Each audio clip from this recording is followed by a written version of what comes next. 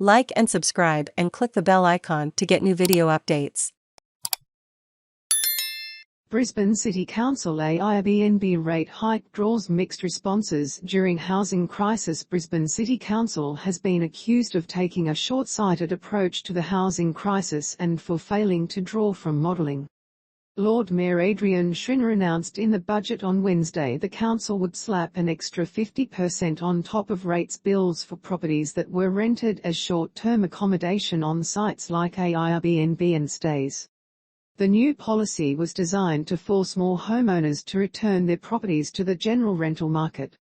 But the council did not have exact data on how many short-term accommodation properties operated in Brisbane, and would rely on owners identifying themselves, along with reports from neighbours and technology, to find the properties. Cr Schrinner said Brisbane's rental vacancy rate for May was just 0.6%. Short-term accommodation data analysis company AirDNA estimated about 3,600 homes were currently listed on sites like Airbnb across the Greater Brisbane area, including in Ipswich and parts of Moreton Bay and Logan.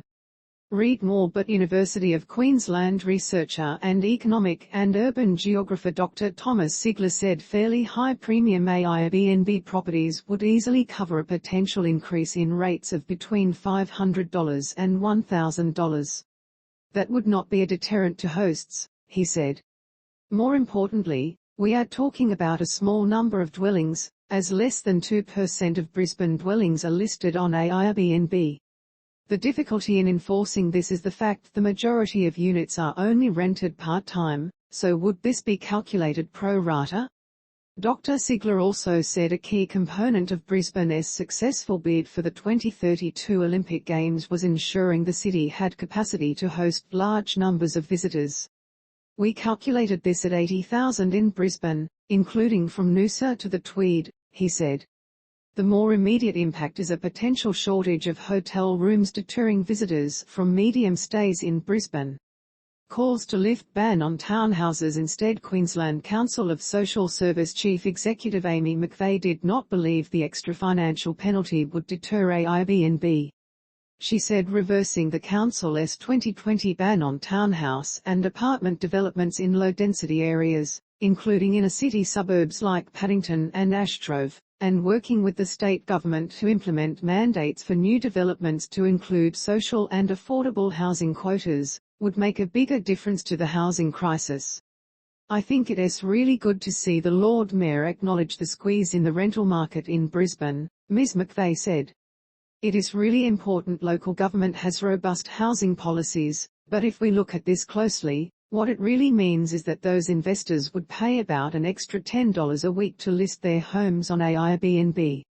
We haven't seen any modelling that shows that type of fee would actually change people's behaviour and see them put it back in the housing market.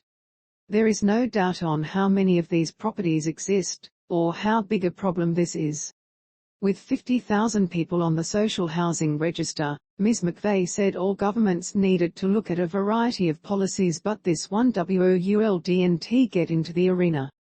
She said regulations such as one enacted by the NSW government, which capped the number of days a property could be listed on the short-term rental market, had already led to more properties coming onto the long-term rental market in places like Byron Bay.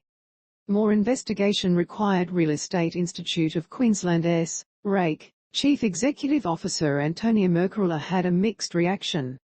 She described the council's transitory accommodation policy as using a stick rather than a carrot approach. Ms Mercorella said REIQ supported incentives to boost long-term rental stock, but the rental crisis was a significant and large problem. We'd like to see both state and local governments looking at why there are property owners opting to go down the path of the short-term or holiday letting market versus the long-term rental market, she said. Read more. There are lots of reasons that people are making this choice, and we need to address these properly in order to introduce a comprehensive solution that goes to the real source of the problem. For instance, given tourist-driven demand, we need to recognize that the holiday letting market can be incredibly lucrative with high return over a short period of time, and allows flexibility for property owners to use the property themselves. But she said another key factor is that the short-term market is not regulated with the strict and onerous rental laws that govern the long-term rental market. The rates increase would not impact owners that only lease out a single room, granny flat or shared accommodation, but would directly target owners of entire properties listed for overnight stays. The Council's